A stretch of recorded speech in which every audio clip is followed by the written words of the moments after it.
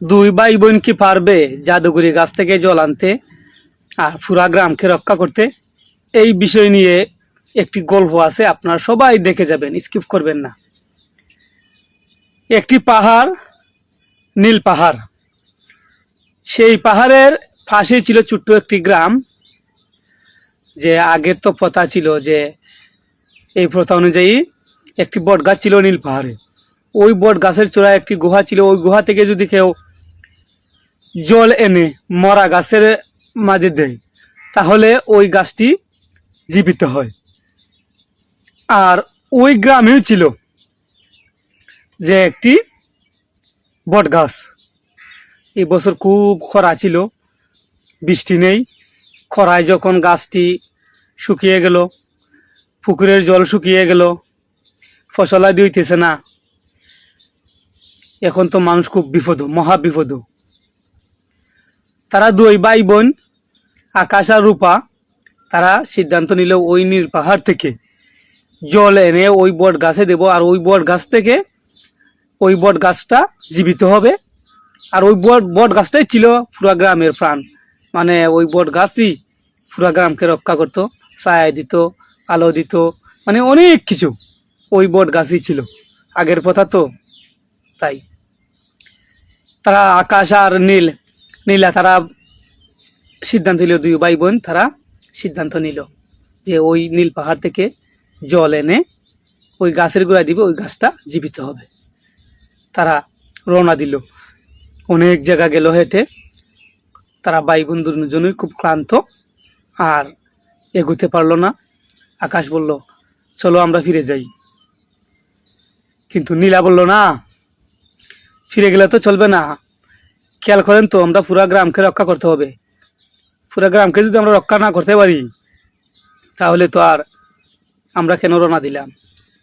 এই কথা ভেবে তারা সবাই এগিয়ে গেল, যে ওই পাহাড়ে গেলে কিন্তু কেউ ফিরে আসে না, তার মাথায় কিন্তু এইটা আছে। যাই হোক, তারা গেল, গিয়া পৌঁছিল ওই বট গাছটার তলে। গিয়ে দেখে সত্যি একটি গুহা আছে, আর ওই গুহার মধ্যে একটি কূপের মধ্যে জল আছে। তারা দুই ভাই বোন ওই কূপ থেকে গিয়া জল আনলো। তারা জল আনলো, তার সঙ্গে করে নিয়েছিল একটি পাত্র, মানে দুটি পাত্র নিয়ে গেছিল, একটি গাঁটটি। যাই হোক, তারা ফিরে আসলো, জল নিয়ে ফিরে এসে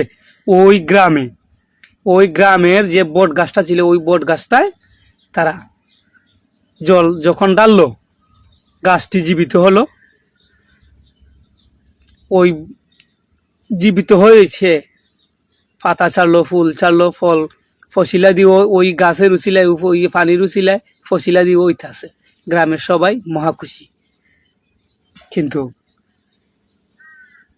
গল্পতে আমরা এটাই বুঝাইতে চাইছি যে যদি সাহস থাকে, তাহলে সব কিছুই সম্ভব। তারা দুই ভাই বোন যে সিদ্ধান্ত নিয়েছিল যে তারা ওই যে পাহাড় থেকে, মানে নীল পাহাড় থেকে তারা জল এনে ওই মরা গাছে জল ডালবে, আর ও গাছটা জীবিত হবে, কিন্তু গ্রামের কারো পক্ষে সেটা সম্ভব ছিল না। গ্রামের সবাই জানে ওখানে গেলে কেউ আর ফিরে আসে না। তারা দুই ভাই বোন তাদের মৃত্যুর ভয় করেনি, তারা চলে গেছে। তারা সাহস দেখিয়ে তারা ওখান থেকে জল এনে ওই গাছটাকে জীবিত করছে। ওই গাছটা জীবিত হওয়ার পরে পুকুরেও জল আইছে। শুকাইতে আসিল পুকুরও শুকাইল না, জল আসলো, গাছটাও জীবিত হলো। গ্রামের মানুষের ফসিলা দিয়েও রক্ষা হলো, মেঘ বৃষ্টি নামলো ওই জলের কারণে। গল্পটি কিন্তু কাল্পনিক। আপনারা যদি ভালো লাগে, এই গল্প বিষয়ে কোনো প্রশ্ন করতে চান, তাহলে আপনারা প্রশ্ন করতে পারেন, আমি উত্তর দেওয়ার চেষ্টা করব। ভালো লাগলে আমাকে ফলো দিয়ে সাপোর্ট করে যাবেন। সবাই ভালো থাকেন। আজকে এ পর্যন্তই। খুদা হাফেজ।